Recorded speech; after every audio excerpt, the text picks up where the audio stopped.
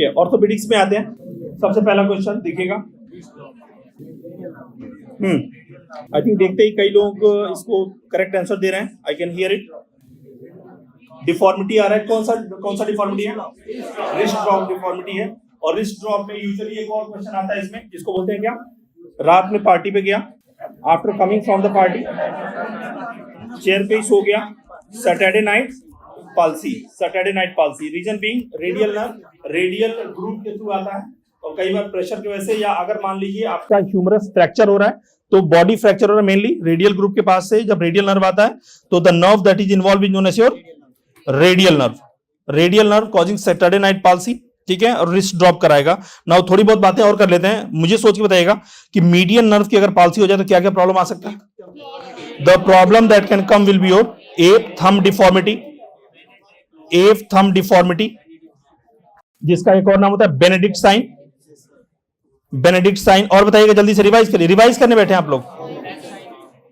हाँ जी, median nerve की डिफॉर्मिटी होगी तो pointing index finger, pointing index finger कोई बेनेडिक्ट साइन बोलते हैं ना, पॉइंटिंग इंडेक्स फिंगर। और क्या होता है अगर मीडियन नर्व की इंजरी हो जाए तो, या मीडियन नर्व एंट्रैप होता है तो कौन सा कंडीशन आता है? Carpel tunnel syndrome.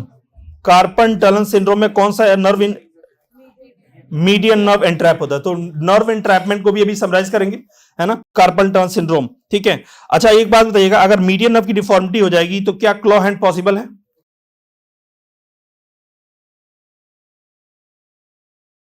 Claw hand के लिए, क्लॉ हैंड के लिए मेरे हाथ को ध्यान से देखिएगा, हाथ को ध्यान से देखिएगा और बताइएगा कौन सा नर्व डिफॉर्मिटी है? अंदर वाला अल्नर, ऐसे एनाटॉमिकल पोजीशन है, अंदर वाला अल्नर। तो अगर ये वाला है तो इसको बोलते हैं क्या? Partial claw hand. तो अल्नर नर्व जो होगा, ulnar nerve, this will be mainly involve in the partial. लेकिन अगर मैं ऐसे करूं ये वाली, तो इसमें दूसरा कौन सा होगा? मीडियन नर्व, है ना, मीडियन नर्व। मैं कंप्लीट लिख दूं क्या? मीडियन नर्व और अल्नर नर्व दोनों मिलाकर के क्या होते हैं? Complete claw hand, complete claw hand. अच्छा एक्सिलरी नर्व, अगर एक्सिलरी नर्व की प्रॉब्लम हो तो क्या होगा? शोल्डर, राइट, तो क्या होगा? Regimental palsy, right, regimental badge sign, regimental badge sign. हाँ जी, loss of abduction beyond 15 to 19। अच्छा रेडियल नर्व, तो इसका आंसर हो गया करेक्ट आंसर। अल्नर नर्व के बारे में मैंने आपको बता दिया। अगला देखिए question, person fell on the outstretched hand and got injured at the anatomical snuff box. Anatomical snuff box का बेस कौन होता है? स्कैफोइड। अब ये फॉल ऑन आउटस्ट्रेच्ड हैंड एक फैशन वाला क्वेश्चन हो गया है, इस पे बार बार क्वेश्चन आता है। जल्दी से इसको समराइज कर लेते हैं कि मान लीजिए एक केस आता है which is case of fall on outstretched hand, FOOSH, fall on outstretched hand. अगर ये मान लीजिए पीडियाट्रिक का केस है तो क्या प्रॉब्लम होगा, क्या इंजरी होगा? पीडियाट्रिक, कौन सा मतलब किस तरह का फ्रैक्चर होगा? Fall on outstretched hand, supracondylar fracture of humerus. क्या होगा? Supracondylar fracture of humerus, supracondylar, ठीक है। अगर मान लीजिए ये एडल्ट होता है तो ये क्या होगा? Scaphoid, scaphoid. और अगर मान लीजिए एल्डरली होता है तो एल्डरली में क्या होगा? कोलिस, कोहली एल्डर हो रहा है, कोलिस एल्डरली में। Fall on outstretched hand, supra will be pediatrics में, supracondylar fracture. So correct answer for this one will be your scaphoid fracture. बाकी एनाटॉमी में आपको पता ही है कितने बोन होते हैं, यहां पे कितने बोन होते हैं? चलिए आप लोग ऑलरेडी प्रो हो चुके हैं। Few important fractures, let's quickly summarize and revise. अगर मैं आपसे पूछूं what is Monteggia fracture, I hope it is visible to all of you. जैसे मान ली यहां पे रेडियस और अल्ना हो गया, दो इंपॉर्टेंट बोन्स हैं, ये हो गया रेडियस, ये हो गया अल्ना, अंदर वाला अल्ना, ठीक है। अगर अल्ना का अपर थर्ड फ्रैक्चर होता है, मेरी बात को ध्यान सुनिएगा, अल्ना का upper third fracture with proximal dislocation, है ना, dislocation of radio ulnar joint, तो उसको क्या बोलते हैं? मॉन्टेगिया फ्रैक्चर। मॉन्टेगिया में अपर अल्ना का फ्रैक्चर होता है, अपर अल्ना का फ्रैक्चर होता है, क्लियर है। फिर एक आता है, मान लीजिए अगर डिस्टल थर्ड ऑफ रेडियस का फ्रैक्चर हो तो उसको क्या बोलोगे? गैलियाजी, जिसको मैं बहुत फॉन्टली बोलता हूं, remember it with the simple mnemonic of GRD, GRD, गर्ड गर्ड ना, गैलियाजी में रेडियस का डिस्टल थर्ड का फ्रैक्चर होगा। अब देखिएगा डिस्टल थर्ड की बात हो गई, थोड़ा और नीचे आते हैं। अगर कॉर्टिको कैंसलस जंक्शन पे फ्रैक्चर हो जाए तो क्या बोलेंगे? Colles fracture. Cortico cancellous junction में फ्रैक्चर होगा तो we are going to call it as a Colles fracture. सोच के बताइएगा कोलीज फ्रैक्चर का अगर हो जाए तो मोस्ट कॉमन कॉम्प्लिकेशन क्या होता है? बिल्कुल भी नहीं, ठीक है। Most common complication of Colles fracture is never dinner fork deformity, it is stiffness. Most dinner fork deformity will be seen, it is due to mainly malunion, और मैल union में लगता है टाइम, ठीक है। तो can we see dinner fork deformity? Yes, but is it the most common complication? No. बात समझ में आ गई आपको? तो कोलिस फ्रैक्चर में डिनर फॉक डिफॉर्मिटी होगा। अच्छा, स्मिथ फ्रैक्चर क्या होता है? Reverse Colles. ऐसा क्यों? रिवर्स कोलिस का क्या मतलब? What is the meaning of reverse Colles? Because Colles fracture में, आई थिंक ये थोड़ा सा ब्लर हो जा रहा है। कोलिस फ्रैक्चर में ये मान लीजिए आपका रेडियल है, रेडियल बोन है, रेडियल बोन का फ्रैक्चर होता है। जो डॉर्सल है ये मान लीजिए प्रॉक्सिमल हो गया टुवर्ड्स द बॉडी, और ये डॉर्सल हो गया। डॉर्सल फ्रेगमेंट जो होता है किधर जाता है? अपवर्ड। सॉरी, जो डिस्टल फ्रेगमेंट है किधर जाता है? डॉर्सली। किधर जाता है? डॉर्सली जाता है। लेकिन अगर मैं बात करूं रिवर्स कोलिस फ्रैक्चर जिसे स्मिथ फ्रैक्चर, उसमें जो ये डिस्टल फ्रेगमेंट है कि यहां आएगा, नीचे की तरफ आएगा, ये नीचे की तरफ आएगा। चलिए एक और देख लेते हैं, golfer's elbow.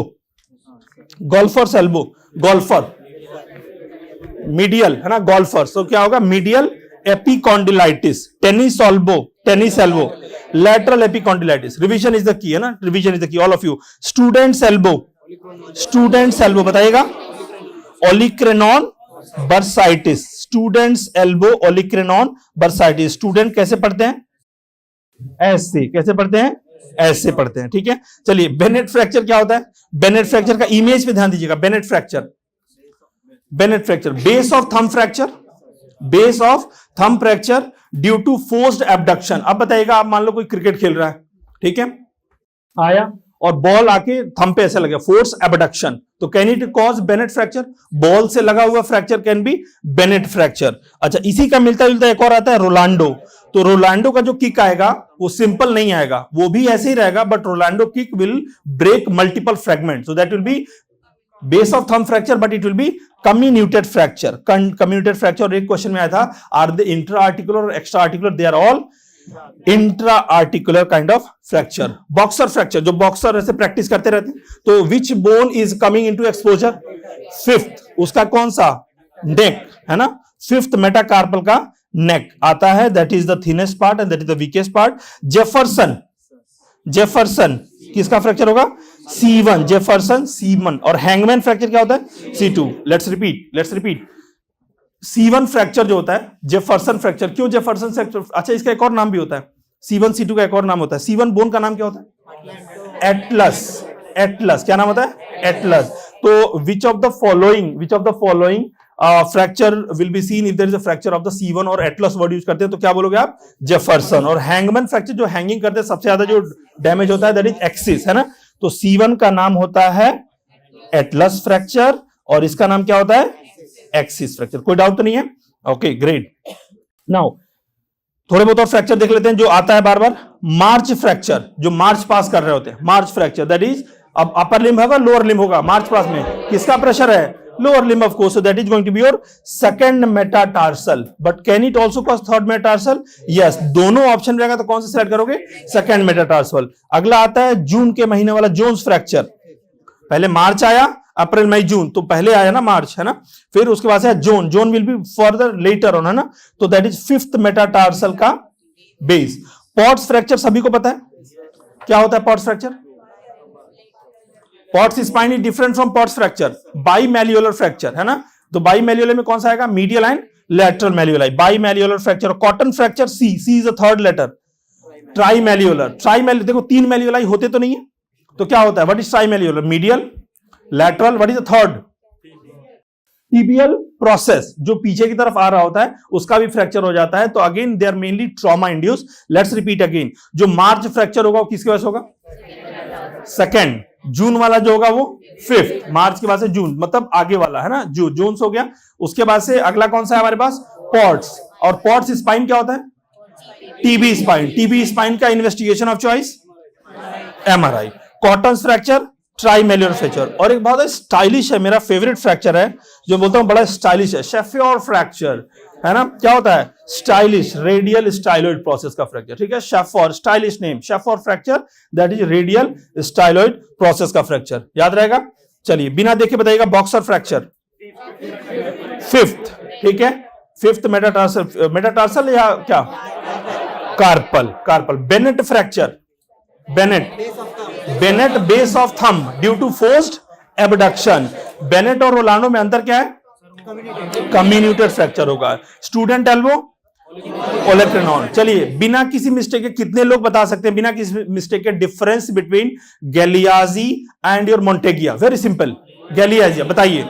GRD Galeazzi radial का डिस्टल, ठीक है, with the distal dislocation of radio ulnar joint, इसका भी कंपोनेंट है ना, पूरा डेफिनेशन ये है, सिर्फ ये फ्रैक्चर नहीं बोलते हैं, with distal dislocation of the radio ulnar joint. Monteggia मुंह, MUU, ulna upper third with the proximal dislocation of radio ulnar joint, ठीक है। अब एक और आता है जिसको बोलते हैं nightstick fracture. Nightstick, जैसे मान लीजिए आप कहीं जा रहे थे, किसी ने किया तो आप ऐसे रोकोगे, तो मिड थर्ड, मिड थर्ड का क्या, कैसे रोकते हो आप? ऐसे ही रोकते हो, जो अंदर वाला ऐसे आगे, तो that is going to be your mid third of the ulna. Clear है, कोई डाउट तो नहीं है। कोलिस फ्रैक्चर सभी को पता है, कहां पे होता है? At the junction, cortico cancellous junction पे, डिस्टल थर्ड कहना, मतलब डिस्टल थर्ड के पास में होगा, but again more toward the distal area, cortico cancellous junction. ये क्वेश्चन तो आप सबके लिए फेवरेट है। शोल्डर मसल में देयर इज, है ना, शोल्डर मसल दिख रहा है अफेक्टेड है, तो शोल्डर मसल को कौन सप्लाई करता है? Spinal accessory, right, spinal accessory. अच्छा, इसमें पहले एक और क्वेश्चन आता है, यस, विंगिंग ऑफ स्कैपुला, आपने देखा भी होगा ये, winging of scapula will be scene between the long thoracic nerve. कौन सा मसल इन्वॉल्व होता है? Serratus anterior, serratus anterior. आप सब लोग बड़े पढ़े लिखे लड़के हैं, ठीक है। चलिए ये बताइएगा, what is this shown in the image? ये ऐसे जा रहा है, ये अंदर आ रहा है, और ये ऐसे जा रहा है, वैल्गस, और ये हो गया तो वायरस, ठीक है। वैल्गस, ध्यान रखिएगा, वैल्गस और वायरस में कभी कंफ्यूज मत होइएगा। जो वैल्गस होता है, अगर मान लीजिए मैं ऐसे खड़ा हूं यहां पे, and if my knees will be like this, which kind of deformity? Vulgar नहीं होता जी, ये वल्गर नहीं है, बिल्कुल नहीं, वैल्गस है ना। और ये, और अगर दोनों एक ऐसे चला जाए तो विंड स्वेप्ट डिफॉर्मिटी, क्या बोलते हैं इसको? Wind swept. बताइएगा विंड स्वेप्ट डिफॉर्मिटी कहां मिलता है? डिजीज का नाम बताओ, कंडीशन का नाम बताओ। Rickets, windswept deformity can be seen in the rickets. Repeat करते हैं, कैसे याद करना है? देखिए, lips are used for kissing, lips, है ना, बिल्कुल। तो एल फॉर साथ साथ आएंगे, है ना, दूर दूर रहेगा तो किसी की नहीं हो पाएगा। और वायरस दूसरा वाला क्या हो जाएगा? दूर दूर, वायरस दूर दूर वाले हो जाएंगे, ठीक है। गन स्टॉक डिफॉर्मिटी क्यों होगा? It's a complication of supracondylar fracture of humerus. तो again this is an example of malunion. आपने पढ़ा होगा ना, बहुत इंपॉर्टेंट चीज, मैल यूनियन, नॉन यूनियन। तो मैल यूनियन हो जाता है कई बार, बोन को अगर हम फ्रैक्चर होने के बाद नहीं टच करते हैं, कई बार बोन में, बोन का जो ब्लास्टिक एक्टिविटी बढ़ जाता है और यूनियन हो जाता है ना, तो मैल यूनियन होता है। तो this is an example of malunion, है ना। जो गन स्टॉक डिफॉर्मिटी है। डिनर फॉक डिफॉर्मिटी बताएगा? It is again complication of Colles fracture, ठीक है, कोलिस फ्रैक्चर। अच्छा, स्मिथ फ्रैक्चर का मैल यूनियन फ्रैक्चर एक कॉम्प्लिकेशन आता है, हाँ, वो रिवर्स कोलिस, उसका नाम है स्मिथ फ्रैक्चर, उसका एक मैल यूनियन होता है। उसका एग्जांपल क्या है? गार्डन स्पेड डिफॉर्मिटी, नाम पढ़ा आपने? गार्डन स्पेड डिफॉर्मिटी उसमें आता है, that is again an example of malunion. Clear है? रिपीट करेंगे, रिपीट करेंगे। जो गन स्टॉक डिफॉर्मिटी होता है, is it going to have valgus और varus? Varus, not valgus, there will be varus, valgus नहीं, वायरस हो, गन स्टॉक डिफॉर्मिटी। आगे आते हैं। 5-year-old child presented to OPD with genu varum. X-ray of the osteopenia, pseudo fracture can be noticed. On blood examination there is decreased vitamin D. Vitamin D तो कम है लेकिन ALP बढ़ा हुआ है. In a patient with the osteomalacia, the blastic activity will be high, ALP will be increased. But अगर यही case रहता osteoporosis का तो एल्डरली में पूछता, और उसमें ALP यूजुअली क्या होता है? ALP could be normal, ALP could be normal, ठीक है. So अब बताइएगा osteomalacia is it a qualitative defect or quantitative defect? Quantitative is osteoporosis, so this is a qualitative, quality में प्रॉब्लम है इसके, है ना, क्वालिटी प्रॉब्लम है ऑस्टियोमलेशिया. अच्छा, ऑस्टियोमलेशिया में क्या क्या फाइंडिंग मिलते हैं आपको? मलेशिया, बोन सॉफ्टनिंग, ठीक है. ऑस्टियोमलेशिया बोन, कोई ऐसा साइन मिलता है स्पेसिफिक जो आपने सुना होगा? ऑस्टियोमलेशिया, मेरे ख्याल से, मेरे भी ख्याल से वही होगा. कल आई थिंक आपको रेडियो में काफी सारी चीजें मैंने बताया था. Osteopetrosis, bone within bone appearance कहां मिलता है? Bone within bone appearance, bone within bone पढ़ा नहीं आपने? कहां पे होता है? पेट्रोसिस, ठीक है. ऑस्टियोमलेशिया में और क्या फाइंडिंग आएगा? मसल वीकनेस, ठीक है. और there will be something called your pseudo fractures, very very common, ठीक है. अच्छा, ऑस्टियोपेट्रोसिस. ऑस्टियाइटिस डिफॉर्मेंस क्या होता है? What is osteitis deformans? Inflammation of the, ठीक है. आइटिस आ गया तो इन्फ्लेमेशन हो गया and that is leading to some deformity. Next is 70-year-old male presented to the OPD with pain in her right knee. Male नहीं है, sorry, हर है तो फीमेल ही होगी, बट लेग्स देख के लग नहीं रहा है. There is a swelling on the knee as well. Anyway, the clinical image of the case is shown below. Identify. This will be possibly a case of your osteoarthritis. अगर gout होता तो gout किसको ज्यादा affect करता है? First MTP, first मेटाटार्सोफेरेंजियल, जो grade 2 वाला x ray वाला जो मैंने बताया था, फार्मा में भी उसको पढ़ाया था. गाउट की सारी ट्रीटमेंट याद है आप लोगों को? देखिए यहां पे भी फार्मा आएगा ही आएगा. गाउट का ड्रग ऑफ चॉइस क्या होगा? क्रोनिक गाउट में एलोपिरिनॉल, एक्यूट गाउट में क्या देंगे? एनसेड. कौन से एनसेड नहीं देंगे? एस्पिरिन नहीं देंगे. लुक फॉर एस्पिरिन जरूर रहेगा ऑप्शन में, उसको नहीं देंगे, ठीक है. अगर एनसेड से रेस्पॉन्ड नहीं करता तो can I add steroid? Yes. Why am I not preferring colchicine जबकि वो बेटर है? Why am I not preferring colchicine? Mainly GI side effect. Colchicine causes lots and lots of GI side effect, nausea, vomiting, diarrhea, abdominal pain. Apart from that, hypersensitivity reaction and bone marrow suppression can also be seen, ठीक है. Chronic gout में what is the drug of choice? एलोपिरिनॉल. अगर उसे allergic है, unavailable है तो क्या use करेंगे? फेब्यूक्सोस्टैट. और क्या यूज कर सकते हैं to increase the uric acid excretion? Probenecid, lesinurad, benzbromarone, sulfinpyrazone. Repeat, lesinurad, benzbromarone, sulfinpyrazone, probenecid. और मेटाबॉलिज्म को बढ़ाने के लिए क्या यूज करेंगे? Rasburicase and pegloticase. Now, can I use this rasburicase P-gluticase also in a patient with a tumor lysis syndrome? Yes, because they are the faster acting one. और ये क्या करते हैं? यूरिक एसिड को मेटाबोलाइज कर देते हैं into allantoin. Allantoin is a water soluble metabolite. Moving on. और 20-year-old male, lateral side of the hand पे आपको ये मिल रहा है. So again, tumor of the soft bone को क्या बोलते हैं? एनकॉन्ड्रोमा. एनकॉन्ड्रोमा. ऑस्टियोइड ऑस्टियोमा जानते हैं क्या होता है?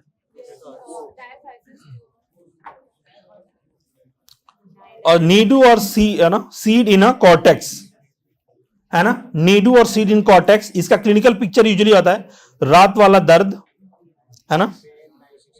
हाँ, नाइट वाला दर्द. आप लोग दूसरे दर्द की बात सोचने लग रहा है. रिलीव्ड बाय एनसेड, है ना. Night pain relieved by the NSAID, ये क्लिनिकल पिक्चर होता है. और इसका एक्सरे आएगा जिसमें आपको एक छोटा सा सीड टाइप का दिखेगा जो कॉर्टेक्स में. अब बताइएगा ये एपीफाइजियल ट्यूमर है, metaphyseal, diaphyseal? This is a case of your diaphyseal tumour. इस case of your diaphyseal tumour. किसकी बात कर रहा हूं मैं? ऑस्टियोइड ऑस्टियोमा की ही बात कर रहा हूं मैं, ठीक है. जाइंट सेल ट्यूमर कल मैं बता दिया था. Giant cell tumour, soap bubble pain. Giant cell tumour कहां का ट्यूमर है? एपीफाइजियल ट्यूमर, ठीक है. अगला आता है 60-year-old male present to emergency department after falling on outstretched hand. यहां पे लिख दीजिएगा few month ago on examination dinner fork deformity was noted. So dinner fork deformity again Colles fracture. I think ये पता ही आपको. Smith fracture is the reverse Colles fracture. और carpal tunnel syndrome में कौन सा नर्व इन्वॉल्व होगा? मीडियन नर्व इन्वॉल्वमेंट होगा, ठीक है. आई थिंक ये सबको पता है. अभी मैंने बता दिया था सारे फ्रैक्चर. क्या होगा इसका आंसर? गैलियाजी फ्रैक्चर. लेकिन मोंटेगिया होगा कहां होगा? Upper third, right. So this case of, तो सारे फ्रैक्चर मैंने आपको बता दिया आपको already. What is green stick fracture? Bending fracture, mainly due to twisting force, है ना. ट्विस्टिंग फोर्स बच्चों में कई बार हो जाता है, ठीक है. Very good. कौन सा कास्ट लग रहा है? This is actually case of your glass holding cast. Cast, और मैंने बताया था कास्ट वाले पे यूजुअली एक क्वेश्चन हो सकता है आपके एग्जामिनेशन में। ब्रेस और कास्ट में एक क्वेश्चन, ब्रेस और कास्ट में एक क्वेश्चन, ठीक है। तो ग्लास होल्डिंग क्लास किस में देंगे? Which of the following? Scaphoid fracture. Colles fracture में कौन सा कास्ट लगाते हैं? हाथ मिलाने वाला कास्ट, हैंड शेकिंग कास्ट, है ना, हैंड शेकिंग कास्ट, ठीक है। A patient come to the OPD with chief complaint of pain and swelling in the right shoulder. A fracture of clavicle is suspected. Which of the following common side? ये 3 बार question आइए। जो weaker area होता है, बाहर का 1/3, अंदर का 2/3, है ना, आउटर 1/3। अब देखिए कहां पे? B, junction of 1/3 and medial 2/3। आपको पता है क्लेविकल फ्रैक्चर में क्या करते हैं? मतलब figure of 8 appearance. Figure of 8 appearance से क्या करते हैं? कास्ट लगाते हैं, दैट इज द स्लिंग लगाते हैं, जिसका नाम क्या है? फिगर ऑफ 8 अपीयरेंस, ठीक है, वेरी नाइस। चलो ये बताओ, ये मेनली ये मेक श्योर कर रहा है कि आपका रिस्ट जॉइंट पे कोई मूवमेंट ना हो, है ना, ये मेक श्योर कर रहा है कि रिस्ट जॉइंट पे मूवमेंट ना हो। तो what do you call this one? Cock up splint. किस में यूज करते हैं? रेडियल नर्व पाल्सी में मेनली यूज कर रहे हैं। Can I also use in median nerve? Yes, median nerve के लिए भी यूज कर सकते हैं, but mainly radial nerve. Median nerve palsy में भी यूज कर सकते हैं। The name is known as your cock up splint. Knuckle bender splint क्या होता है? जो ऐसे करके एक नकल बेंडर रहेगा, कहां पे यूज करते हैं? नकल। Ulnar nerve palsy, ulnar nerve palsy, ठीक है। एरोप्लेन स्प्लिंट कहां यूज करेंगे? Shoulder dislocation, brachial plexus injury. Aeroplane ऐसे हाथ करके खड़ा रहेगा और ऐसा लगेगा कि एरोप्लेन इसके नीचे से निकल जाएगी, है ना, एरोप्लेन इसके नीचे से निकल आएगी, तो वो होगा एरोप्लेन स्प्लिंट, ठीक है। Now important splint and braces, जैसा कि मैंने बोला था, एक समरी दे देंगे क्विकली। कॉकअप स्प्लिंट क्या हो गया? ये रेडियल नर्व। नकल बेंडर अल्नर मीडियन दोनों के, लेकिन मेनली किसके लिए होगा? अल्नर के लिए। एरोप्लेन किसके लिए हो गया? Brachial plexus injury. Turned buckle splint, वॉक्समैन इस्कीमिक कॉन्ट्रैक्चर का नाम सुना होगा। एंटीरियर इंटरोशियस नर्व की इंजरी, किसका नाम? Injury anterior interosseous nerve. ऐसा पॉसिबल ही नहीं होगा, आपने पढ़ा नहीं होगा, ये भूल जाते हैं आप लोग, प्रेशर बहुत ज्यादा है ना। AIN मतलब anterior interosseous nerve. Denis Browne splint क्या होता है? CTEV, Denis Browne splint. It is the most common congenital deformity of the foot. Cramer wire splint for the emergency immobilisation. Cramer wire splint अगर किसी को travel कराना है, emergency immobilise करा के, मान लीजिए नेक जॉइंट है ना, सर्वाइकल जॉइंट है, उसमें यूज करते हैं। थॉमस स्प्लिंट और बॉलर स्प्लिंट, जो थॉमस अभी ऑप्शन में भी था, they both are utilize in the femur fracture. किसमें? फीमर फ्रैक्चर में यूटिलाइज करेंगे। थोड़ा सा आपके लेवल से ऊपर अगर जा सकता है तो एल्यूमिनियम स्प्लिंट, फिंगर इमोबिलाइजेशन में यूज करते हैं, aluminium finger. Toe raising splint आपने पढ़ा होगा, फुट ड्रॉप में toe raising splint. Taylor splint dorsolumbar immobiliser, Taylor है ना, डॉर्सोलंबर इमोबिलाइजर। ऐसे समझो टेलर जो होता है बैठ के काम करता रहता है, डॉर्सोलंबर इमोबिलाइजेशन के लिए। सोमिस ब्रेस सर्वाइकल स्पाइन इंजरी। बिस्टन और मिल्वाउकी, इन दोनों को देख लीजिएगा, ऊपर वाला भले ही ना देखें। बिस्टन और मिल्वाउकी किसके लिए यूज करते हैं? स्कोलियोसिस। Let's repeat. बिस्टन और मिल्वाउकी इसको यूज करते हैं स्कोलियोसिस। अब इसको याद कैसे रखोगे? Make some story. मिल्वाउकी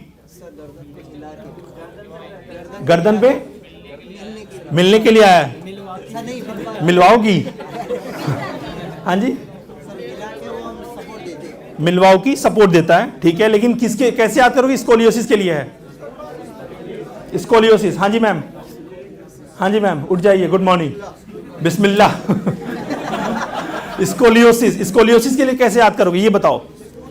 स्कूल वाले, है ना, तो स्कूल वाले मिलवाओगी, है ना, स्कोलियोसिस स्कूल वाले, मिलवाओगी स्कूल वाले मिलवाओगी। स्कोलियोसिस हो गया और बिस्टन भी हो गया। टेलर कैसे याद किया था हमने? टेलर बैठा रहता है ना, that is known as your dorsolumbar spine. Thomas और बॉलर दोनों बड़े नाम हैं और बहुत ही हैवी बोन के लिए होता है, बहुत ही बड़े बोन के लिए होता है, इसको बोलते हैं फीमर बोन। थॉमस, बॉलर, है ना, they are the heavy one, ठीक है। नेक्स्ट इज डेनिस ब्राउन, बहुत इंपॉर्टेंट है। Denis Browne that is CTEV। Turnbuckle सबको पता है, टर्न बकल स्प्लिंट। एरोप्लेन बताई दिया मैंने, नकल बेंडर अल्नर के लिए भी हो गया। अब थोड़े बहुत ये देख लीजिए, बताइए स्प्लिंट का नाम क्या है? Von Rosen splint. किसमें यूज करते हैं? Developmental dysplasia of hip. देख के पहचान लोगे अगर ये इमेज आ जाए तो, एग्जैक्टली यही इमेज आ जाए तो, एग्जैक्टली अगर यही आ जाए तो देख के मार दोगे, कोई डाउट तो नहीं है? मैं थोड़ी बना रहा हूँ, मैं बस बता रहा हूँ आपको। क्या है ये? एरोप्लेन, जहाज नीचे से जाएगी, ठीक है। कॉक अप स्प्रिंग किस में होता है? रेडियल। ये क्या है? नकल बेंडर, नकल बेंडर स्प्रिंग किस में होता है? Knuckle bender, ulnar and median, mainly ulnar nerve, ठीक है। ये क्या है? डेनिस ब्राउन, किस में यूज होता है?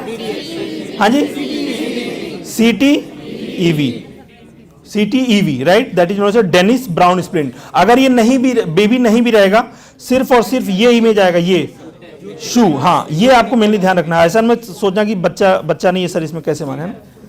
ये देखना है बस, खाली इतना वाला देखना है, ठीक है। So this is mainly your Denis Browne splint, Browne splint, है ना। शाफ्ट ऑफ द ह्यूमरस, ये तो हो ही गया ऑलरेडी। शाफ्ट ऑफ द, पहला ही क्वेश्चन था, क्या था? रेडियल नर्व, रेडियल नर्व, ठीक है। अच्छा, एंटीरियर इंट्रोशियस नर्व कब इंजरी होता है? मीडियन का ब्रांच है, वो नहीं पूछ रहा हूं। एंटीरियर इंट्रोशियस नर्व डैमेज कब होता है? सुप्राकॉन्डाइलर फ्रैक्चर में। ये कब डैमेज होगा? In the supracondylar fracture of humerus. SCF मतलब सुप्राकॉन्डाइलर फ्रैक्चर ऑफ ह्यूमरस, ठीक है। कार्पल टनल सिंड्रोम, ये तो बड़ा आसान हो गया। क्या होगा इसका आंसर?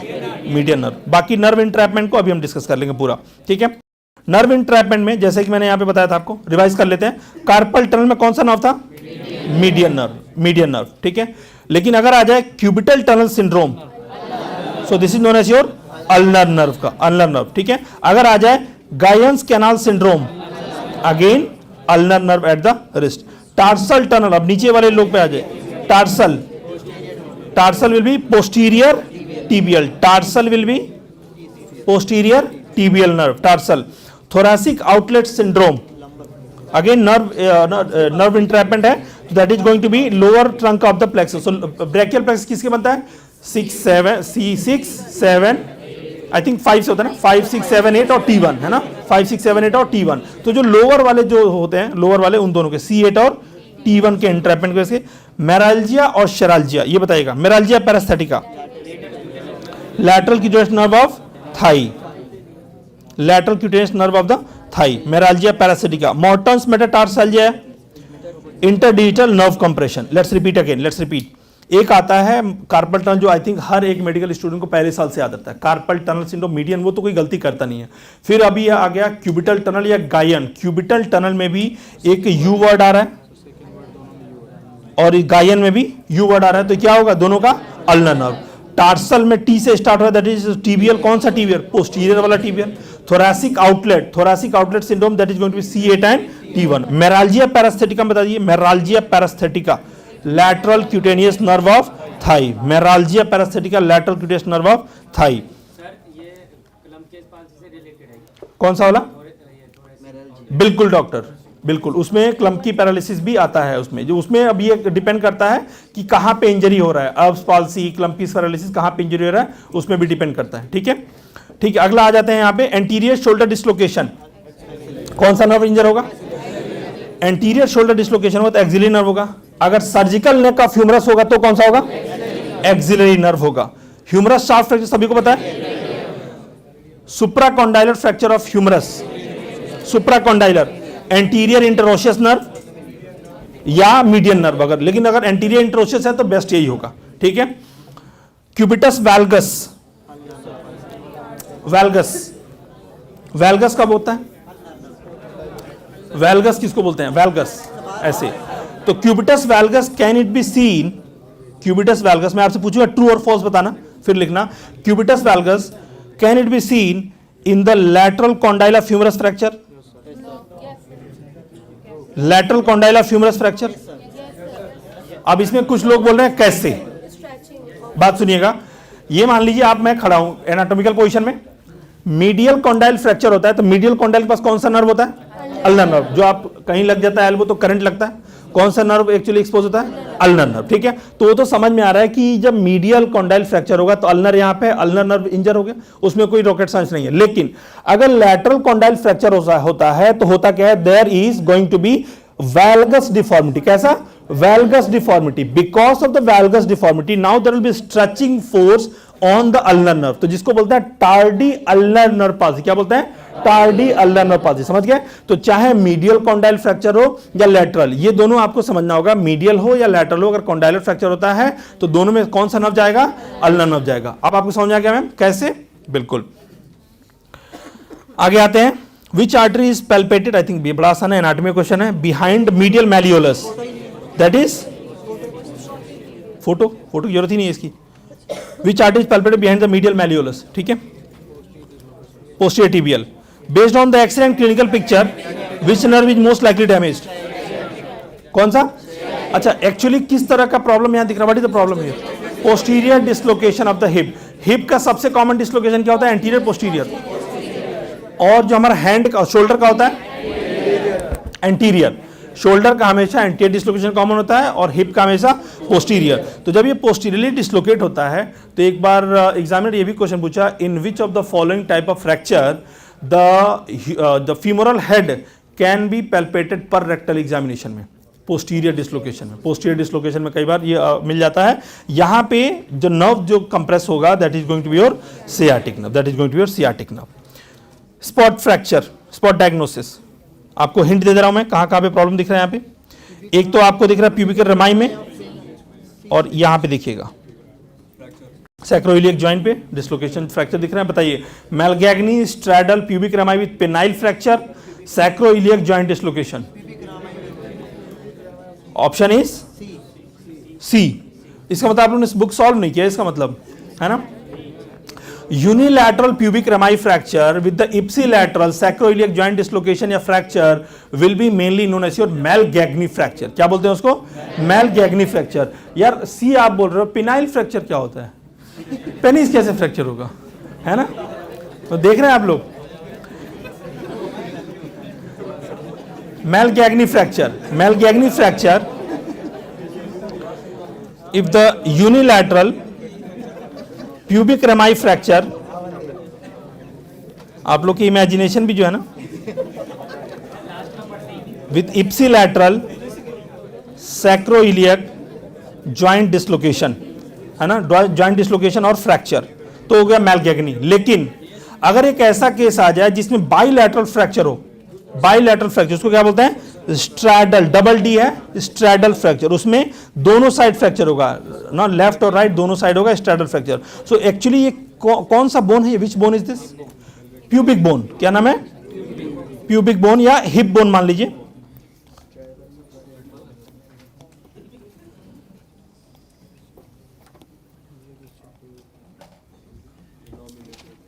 जो इसका क्लासिफिकेशन होता है उसको क्या बोलते हैं? Tiles classification. क्या बोलते हैं? टाइल्स क्लासिफिकेशन, बिकॉज ये बड़ा ही टाइल के जैसा स्ट्रॉन्ग बोन है, टाइल्स क्लासिफिकेशन। तो इसमें दो तरह के फ्रैक्चर आते हैं, एक होता है स्ट्रैडल, स्ट्रैडल में क्या होता है? बाइलैटरल फ्रैक्चर, मेलगैग्नी होता है यूनिलैटरल। तो ये मेलगैग्नी देख लिया। अब देखिएगा ये क्या है? उसी का इमेज है। ये क्या है? ये मेलगैग्नी फ्रैक्चर, मेलगैग्नी फ्रैक्चर। और ये कौन सा है? ये उसी का इमेज है। क्या नाम है ये? Again Malgaigne fracture, Malgaigne fracture. देख पा रहे हैं आप लोग? अब इसी को मैं स्ट्रैडल का जो शो करूंगा, देखिएगा ये कौन सा फ्रैक्चर दिख रहा है आपको? Can you see this one? Bilateral pubic rami fracture. क्या हो रहा है यहाँ पे? Bilateral pubic rami fracture, bilateral pubic rami fracture. यहाँ पे भी देखिए, ऑन दिस साइड ऑल्सो, यहाँ पे भी, ऑन दोनों इमेजेस में they both are actually example of straddle. कैसे याद करोगे कि अगर प्यूबिक बोन की बात करेंगे तो दो बोन बड़े स्ट्रॉन्ग, आई मीन ये बड़े स्ट्रॉन्ग है प्यूबिक रमाई फ्रैक्चर वाले। डबल डी है तो दोनों साइड है, डबल डी है तो दोनों साइड फ्रैक्चर है। इप्सिलैटरल है तो उसको क्या बोलेंगे? मेलगैग्नी फ्रैक्चर, मेलगैग्नी फ्रैक्चर। ये वाला क्वेश्चन तो इजी लग रहा है थोड़ा। Diagnosis, this case of pots spine, pots spine. A person with history of hip pain from last few months and was diagnosed as a case of tuberculosis. Examination reveals true limb shortening. Early, all agree with that? ठीक है। अब मेरी बात सुनिएगा, TB के जितने भी stages होते हैं, जब भी इनिशियल स्टेज होता है तो इन्फ्लेमेशन कहाँ होता है? इनिशियल स्टेज में होता है। जब इन्फ्लेमेशन होगा तो वहां एडिमा होगा। जब भी एडिमा होगा तो बात सुनिएगा, मान लीजिए ये आपका फीमर है, फीमर का हेड है, और फीमर हेड कहां जाके फिट होता है? एसिटाबुलम में। तो ये मान लीजिए मेरा हैंड एसिटाबुलम है और ये फीमर है। अब यहां पे बोल रहा है कि यहां पे टीबी हो गया, यहां पे जॉइंट में इन्फ्लेमेशन होगा, इन्फ्लेमेशन होगा तो इफ्यूजन होगा। तो व्हेनेवर देयर इज इफ्यूजन, तो ये बाहर आएगा कि और अंदर घुसेगा? बाहर आएगा ना, फ्लूइड भर गया ना यहाँ पे। तो यहां पे लिम्ब शॉर्टनिंग हो रही है या लिम्ब लेंथनिंग हो रही है? लेंथनिंग। तो only in the initial stages, stage 1 में लिम्ब लेंथनिंग होता है। आपने जो बोला अर्ली अर्थराइटिस, उसमें लिम्ब लेंथनिंग होता है। लिम्ब लेंथनिंग होगा, मान लो मैं ये नॉर्मल खड़ा हूं, ये मैं नॉर्मली खड़ा हूं और लिम्ब लेंथनिंग हो रही है, ये दसवीं बाहर निकल रहा है। और जब ये बाहर निकलेगा तो बताइएगा कौन सा एनोमली होगा, फेबर या FADIR? Flexion, abduction, external rotation. क्या होगा? फ्लेक्शन। देखिए ये है, इन्फ्लेमेशन हो गया हिप जॉइंट में तो ये बाहर निकल गया, लिम्ब लेंथनिंग हो गया, बाहर निकल गया। तो ये एक हो गया flexion, abduction and external rotation. तो क्या बोलते हैं उसको? फेबर। क्या बोलते हैं उसको? FABER. So in the early arthritis there is gonna be limb lengthening and जो हिप एक्वायर करेगा उसको क्या बोलते हैं? FABER. What is FABER? Flexion, abduction and external. बाकी जो इसमें है, जो केस यहां पे आ रहा है, examination reveal true limb shortening. तो जैसे ही इन्फ्लेमेशन सबसाइड करेगा तो होता क्या है, टीबी है ना, टीबी का जो बैक्टीरिया है, they will be eroding the cartilage. सारे के सारे कार्टिलेज इरोड होंगे, तो इरोड होगा तो स्लोली एंड स्लोली कहां चलता जाएगा? अंदर चला जाएगा, अंदर चलता जाएगा। और ये एसिटाबुलम को भी कई बार इन्वेट कर देता है। तो उस कंडीशन में लिम्ब शॉर्टनिंग होती है ना। तो ये जो एडवांस केसेस ऑफ टीबी होती है उसमें होती है। किस कंडीशन में? एडवांस आर्थराइटिस में लिम्ब शॉर्टनिंग होती है। एडवांस आर्थराइटिस में लिम्ब शॉर्टनिंग होती है। क्लियर होती है? ठीक है, ये बताइएगा 4 year old child, limping, fever, limping and fever, X-ray given, ABCD में बताइएगा। ऑस्टियोसार्कोमा, आई थिंक रेडियो मैंने बताया था, ऑस्टियोसार्कोमा स्पेसिफिक अपीयरेंस जो होता है, सनबर्स्ट अपीयरेंस, कॉर्डमैन ट्रायंगल। तो कॉर्डमैन ट्रायंगल कहीं दिख नहीं रहा है, लेकिन आपको क्या दिख रहा है? अगर मैं देखूं तो आपको दिख क्या रहा है? ये मान लीजिए अगर आपका जॉइंट है तो यहां पे आपको एक छोटा सा ऐसे सर्कुलर दिख, यही तो है रिएक्टिव जोन है ना अराउंड। इसको पर्टिकुलर बोलते क्या है? ब्रोडीज एब्सेस। क्या बोलते हैं इसको? ब्रोडीज एब्सेस। बच्चे जो ब्रोडीज एब्सेस होता है, this is mainly scene in the sub acute osteomyelitis. In simple term I can say it will be seen in the osteomyelitis. So this will B case of your osteomyelitis. तो अगर मान लीजिए यहां पे मैंने draw भी कर दिया, तो जो व्हाइट वाला एरिया जो दिख रहा है ना, ये व्हाइट वाला एरिया, यहां पे व्हाइट वाला एरिया दिख पा रहा है आप लोगों को, है ना? उस व्हाइट वाले एरिया को क्या बोलते हैं? व्हाइट वाले एरिया को क्या बोलते हैं? Very good. जो व्हाइट, जो मैंने यहां पे पेन से ब्लैक बनाया है, जो व्हाइट वाला एरिया है, उसको बोलते हैं क्या? इनवॉल्यूक्रम। क्या बोलते हैं? इनवॉल्यूक्रम। लेकिन जो डेड बोन होता है उसको क्या बोलते हैं? सिक्वेस्ट्रम। डेड बोन को क्या बोलते हैं? सिक्वेस्ट्रम। और अगर मान लीजिए कभी ये ड्रेनिंग साइनस बना दे, यहां से लेकर के और बाहर तक, यहां से अगर साइनस ड्रेन हो रहा है, ड्रेनिंग साइनस बन जाए, इन दैट के scenario what will happen? In draining sinus अगर हो जाते इन दैट के scenario what will happen? Draining sinus, उसको क्या बोलते हैं? एक टर्म यूज करते हैं ना, क्लोएका। नाम सुना होगा आपने? नाम सुना होगा ना आपने? बिल्कुल सुना होगा, आई एम प्रीटी श्योर। तो अगर ड्रेनिंग साइनस बन जाए तो यहां से क्या करेगा? ये बोन के थ्रू यहां से करेगा, निकलना शुरू कर, ड्रेनिंग साइनस बन जाएगा। So this is known as your cloaca. क्या बोलते हैं इसको? क्लोएका। तो रिपीट करते हैं कि जो डेड बोन है उसको क्या हमने बोल दिया? सिक्वेस्ट्रम। डेड बोन के अराउंड जो रिएक्टिव जोन है उसको क्या बोल दिया? इनवॉल्यूक्रम। और अगर वो ड्रेनिंग साइनस बना दिया सरफेस के साथ और वहां से ड्रेन कर, उसको क्या बोलते हैं? क्लोएका। क्या बोलते हैं? क्लोएका। क्लियर है? तो this is a case of your osteomyelitis. What is the most common organism for osteomyelitis? Staph aureus. Staph aureus is the most common. लेकिन अगर क्वेश्चन पूछे सिकल सेल एनीमिया का पेशेंट है, साल्मोनेला, वो सब चीजें बहुत इजी हैं, तो इसलिए आप सबको पता है, I am pretty sure. Card test, book test, I think ये सभी को बताया, ये तो एनाटॉमी का इंफॉर्मेशन है। It is a case of actually what? Ulnar nerve. Card test, book test is a case of your ulnar nerve. ठीक है। अच्छा, Froment sign is a feature of ulnar nerve palsy. Froment sign, Froment sign होता क्या है? जो card test आप कर रहे थे, जो फिंगर का ये जो आपका थंब होता है ना, थंब जन कैसे होता है? पूरा कंप्लीटली फ्लेक्स हो जाता है ना, तो उसको बोलते हैं क्या? Froment sign. Ulnar nerve paralysis causes what? Ape thumb deformity किसके वजह से होगा? ये हो गया मीडियन की वजह से। रिस्ट ड्रॉप किसके वजह से होगा?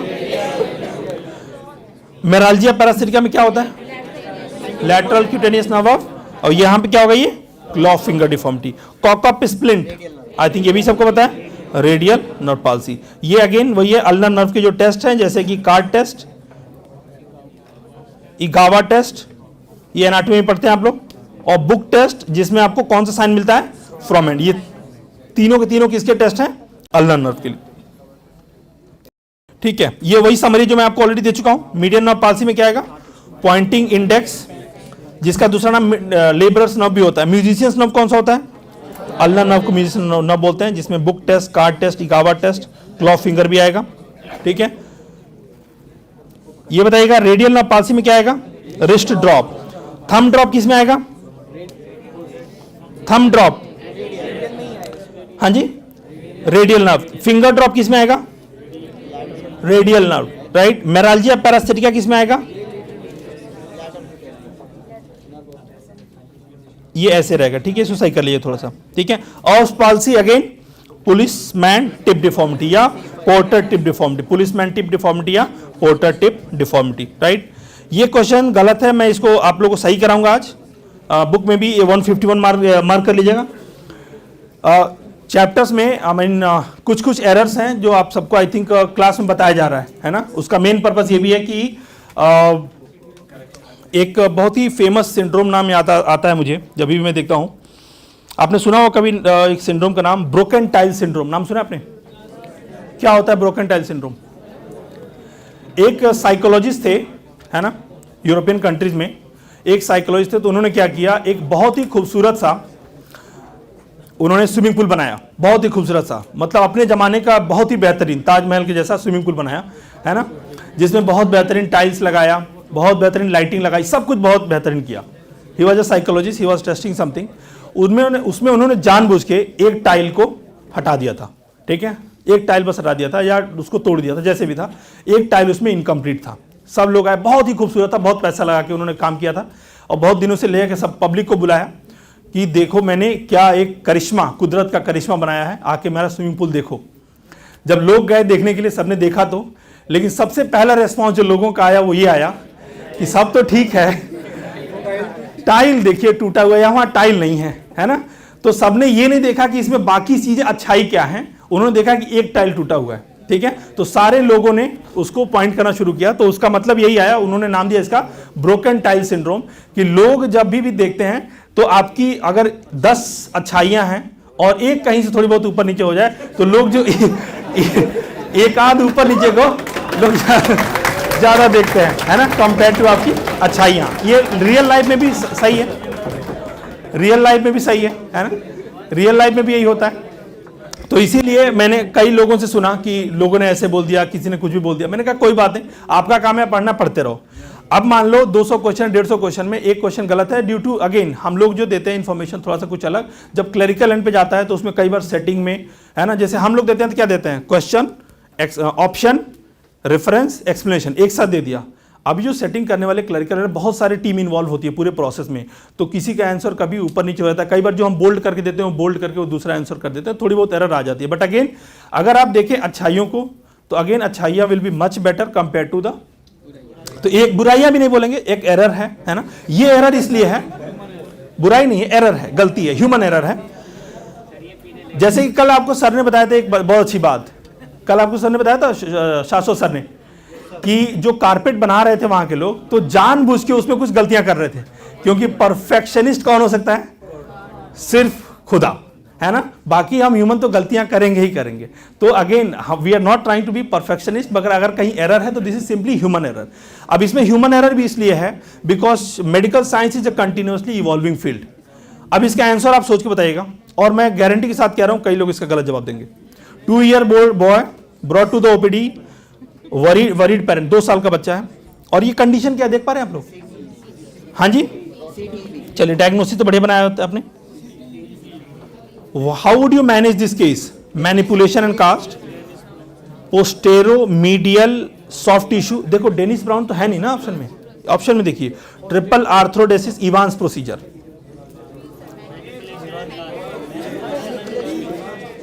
इवांस प्रोसीजर, और ओके मैनिपुलेशन एंड कास्ट, और बी पोस्टेरोमोइडियल सॉफ्ट टिश्यू।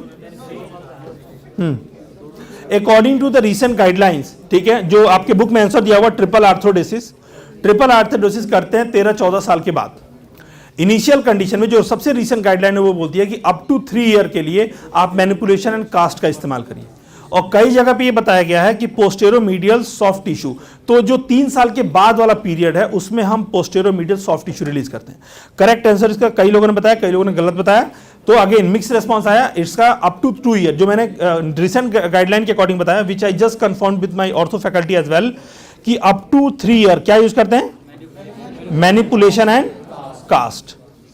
उसके बाद से आपको पोस्टेरोमीडियल सॉफ्ट टिश्यू रिलीज करते हैं, अगर वो नहीं होता है तब ट्रिपल आर्थरोडेसिस करते हैं, मैनिपुलेशन एंड कास्ट। ठीक है, चलिए ये बताइए क्या है, आइडेंटिफाई डेनिस ब्राउन स्प्लिन। कहां यूज करते हैं Denis brown?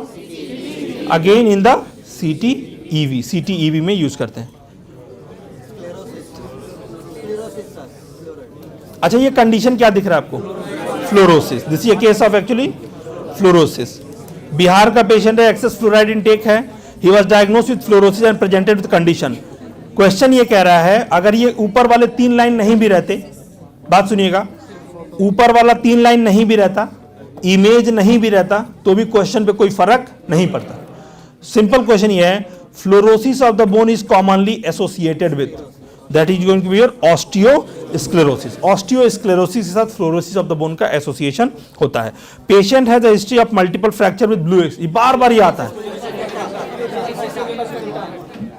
Multiple fracture and blue sclera, इसका none other than your osteogenesis imperfecta, osteogenesis imperfecta. Patient presented with finger deformity and pain in the knee and finger. In which of the following condition there is involvement of DIT, PIP, carpometacarpal joint and sparing of the wrist? Sparing of the wrist. देखिए इसमें actually में 100% sparing किसी में नहीं होता, लेकिन अगर single best answer के साथ जाना है सो that will be your osteoarthritis, है ना, ऑस्टियोआर्थराइटिस। जैसे कि मैंने बताया 100% किसी में नहीं होता, लेकिन सिंगल बेस्ट आंसर के साथ जाना है तो that will B osteoarthritis. Which of the following is the management of the postmenopausal women with osteoporosis? हाँ जी, bisphosphonate. Can you tell me a name of a bisphosphonate? सबके नाम में क्या आएगा? ड्रोनेट, एलेंड्रोनेट, रिजेड्रोनेट, पैमीड्रोनेट, इबानड्रोनेट, और किसी ने और बोला था जोलेंड्रोनेट। ड्रग जहां पे आएगा तो फार्मा घुस जाएगा, है ना। जोलेंड्रोनेट सबसे पोटेंट है, सबसे longest acting. Psoriatic, psoriatic arthritis में भी आपका नी इन्वॉल्व हो सकता है, सोरियाटिक जॉइंट में आपके स्मॉल जॉइंट भी इन्वॉल्व हो जाते हैं सोरियाटिक आर्थराइटिस में। यस, मेनली डीआईपी भी इन्वॉल्व हो जाएगा, उसमें पीआईपी भी इन्वॉल्व हो जाएगा, एंड कपिंग इज प्लेइंग, ये सब किस में आता है ज्यादातर? रिकेट्शिया। ठीक है, एक ये क्वेश्चन जो आपके सामने आ रहा है, जैसे कि मैंने आपको डे 1 में ही बताया था, 1 year breast fed child with excessive crying and gum bleeding and the below shown x-ray is a feature of, this is case of scurvy. तो एक सिंपल सा रूल बता रहा हूं आपको, एक सिंपल सा रूल बता रहा हूं कि ज्यादातर कंडीशन में अगर रिस्ट ज्वाइंट देता है तो क्या होता है? रिकेट्स। और अगर मान लीजिए नी ज्वाइंट, ज्यादातर कंडीशन में स्कर्वी। स्कर्वी के फाइंडिंग क्या क्या होते हैं?